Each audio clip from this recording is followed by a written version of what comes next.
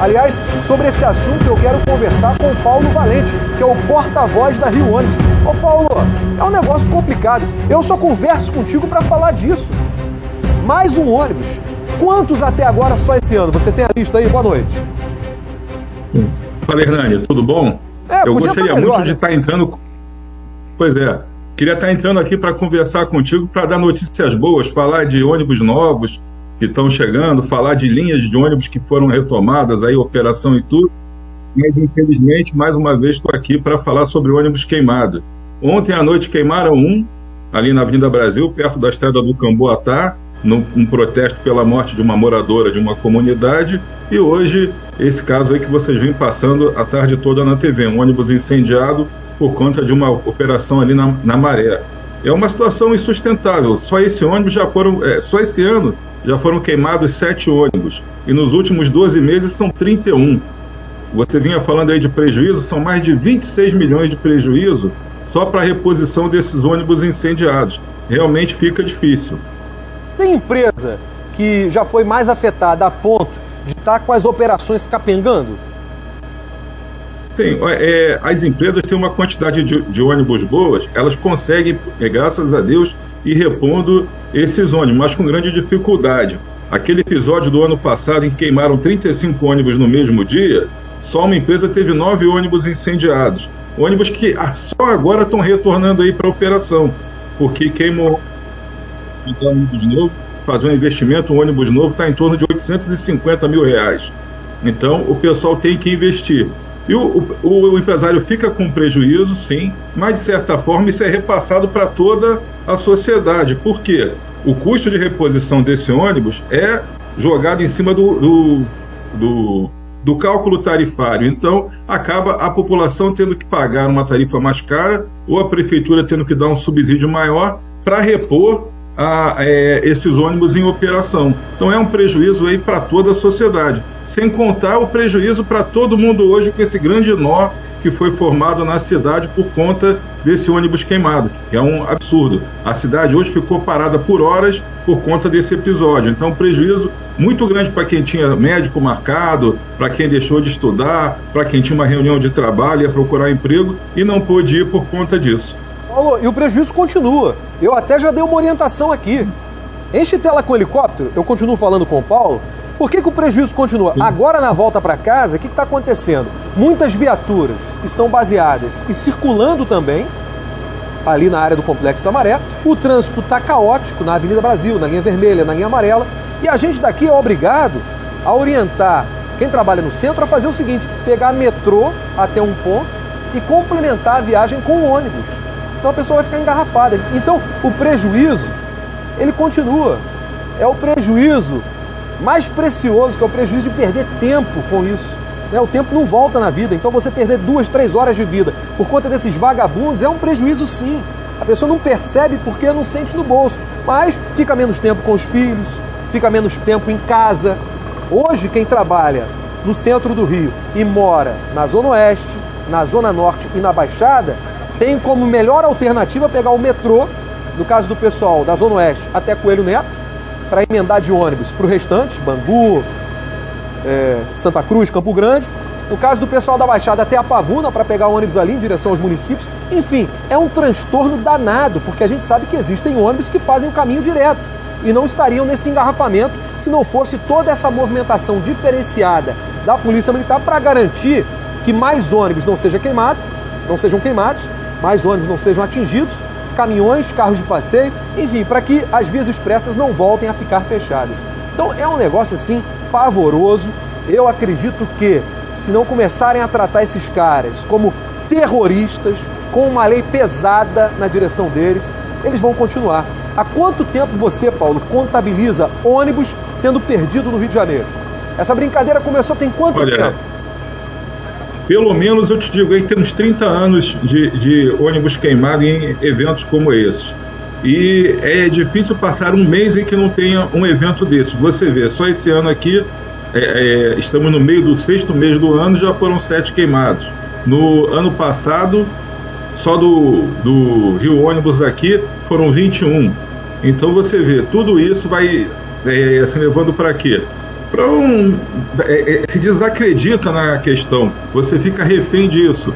E não há como prever, não há como falar. Embora muitas vezes tem os ônibus que são sequestrados para meio de tempo também. Você está sempre falando disso. Não é só incendiado, tem aqueles que são sequestrados, como foi uma carreta hoje, que é colocada numa barricada. Então tem linhas aí que praticamente todos os dias de manhã tem a sua operação prejudicada, porque os ônibus são retidos para ficar ali parados, servindo de barreira para impedir operações policiais. E são coisas que acontecem sempre nas mesmas localidades. Então, estamos aqui pelo Rio Ônibus, representando as 29 empresas aqui, os 4 consórcios, sempre pedindo às autoridades que façam alguma coisa com relação a isso. Que está se tirando o direito do trabalhador de ir e vir para o trabalho, do estudante de ir e voltar da escola, da sociedade toda circular. Você imagina o prejuízo econômico hoje para o município, para o estado, com esse dia de caos no nosso trânsito. Então, tem que ser feito um trabalho de segurança, de inteligência para coibir esse tipo de coisa. Quero que você me responda uma pergunta importante, que é o seguinte, sobre o estado psicológico dos motoristas. Só aguarda um pouquinho para você me responder. Enche tela com helicóptero, porque a gente está acompanhando a situação agora, Paulo. A gente está acompanhando a segurança reforçada no entorno do Complexo Tamaré agora e o BOP vasculhando comunidades da área atrás dos assassinos de um integrante do batalhão. Trânsito confuso na linha vermelha, na Avenida Brasil, na linha amarela. Eu já tenho repórter também, repórter cinematográfico no Batalhão da Maré, que neste momento está servindo de QG dessa operação. Tenho a Tuane Dossares acompanhando o estado de saúde de um outro policial do BOP que não morreu, mas ficou ferido com gravidade. Enfim, já vou chamar o Denis Queiroz. A gente está acompanhando tudo e conversando sobre essa situação de ônibus, porque, mais uma vez, na retaliação do crime, um ônibus foi usado. Um coletivo foi incendiado. Então eu queria saber o seguinte, como é que fica um motorista de ônibus depois disso? Você deve acompanhar essa situação. Vários motoristas já foram arrancados dos coletivos e viram ali, o ônibus ser incendiado na frente deles, sem poder fazer nada. Até porque, se fizer, morre. E aí, como é que fica a cabeça de um profissional para voltar a atuar? Esse também é um problema das empresas? Sim, é um problema nosso, porque tem determinadas linhas, algumas regiões, que conseguir os motoristas para rodar. Eles pedem para ser transferidos, pedem para não operar. Temos alguns casos efetivamente de afastamento do trabalho por conta de problemas psicológicos aí, causados por medo desse terrorismo. É um caso muito sério.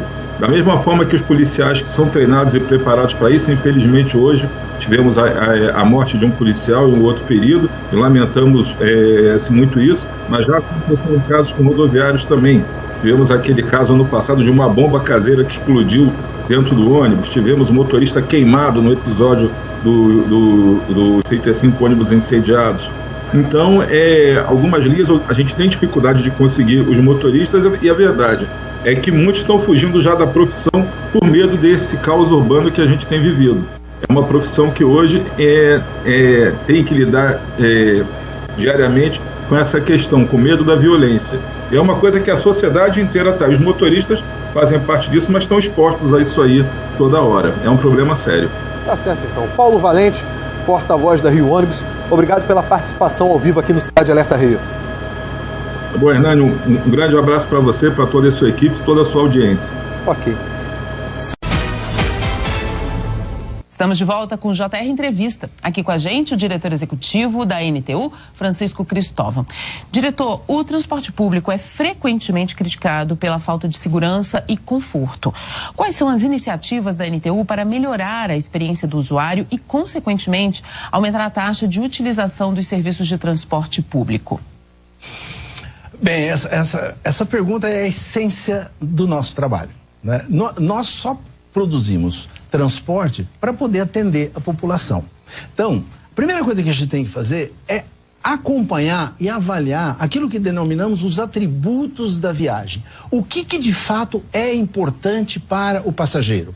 É a lotação? É o tempo de viagem? É o preço que ele paga para se deslocar? São quais as condições que estão envolvidas quando ele toma a decisão, né? Ele faz a opção pelo transporte coletivo. né? Eu posso fazer o meu deslocamento, né, usando o meu carro, ou eu posso usar o transporte coletivo? Não, eu vou usar o transporte coletivo. Como é que esse processo acontece, né, na cabeça do cidadão que opta por usar o transporte coletivo e ele passa a ser o nosso cliente? Então, a primeira coisa que nós temos que fazer é ir ao encontro das necessidades dele, avaliar quais são os atributos que ele está utilizando para poder fazer a opção pelo transporte coletivo. Isso não é muito usual, né? Os planejadores de transporte, normalmente, eles interpretam, né, a vontade do passageiro, e isso não necessariamente leva a um bom resultado. Hoje, nós temos instrumentos de pesquisa, né, softwares de avaliação, né, de acompanhamento da prestação do serviço. Então, não significa apenas colocar o veículo em operação no ponto inicial da viagem, né, e aí, a partir daí, executar, né, o movimento do veículo. Não é disso que se trata. O deslocamento de uma pessoa de um ponto A para um ponto B envolve toda essa avaliação, né? E é isso que a gente tem que buscar, né, verificar quais são as necessidades, qual é a nossa capacidade de atendimento. É bem verdade que os sistemas de transporte no mundo todo, ele é dimensionado para, no horário de pico, trabalhar na saturação máxima. É assim aqui e em qualquer cidade do mundo. A gente até cita como exemplo, né, o Japão, onde o sistema metroviário do Japão tem aqueles agentes de operação que trabalham com luva branca e que empurram os passageiros para que as portas do metrô possam fechar. Nós não temos isso no Brasil. Eu ousaria dizer, né, que os nossos serviços metroviários aqui no Brasil oferecem serviço de melhor qualidade do que o do Japão, inclusive, né? Mas isso é só um exemplo que eu uso, né, para qualificar, né, esse serviço.